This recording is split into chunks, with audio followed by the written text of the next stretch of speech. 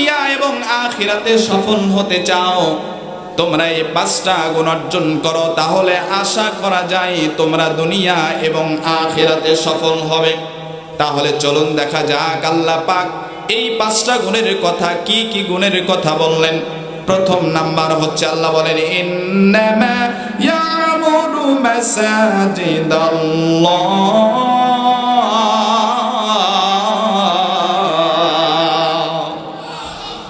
আল্লাহ বলেন সফল মানুষের প্রথম গুণ হবে, আল্লাহ স্পষ্ট ভাষায় বলে দিলেন ওই সফল মানুষটার প্রথম গুণ হবে আল্লাহর ঘর মসজিদে সে নিবেদিত প্রাণ হবে।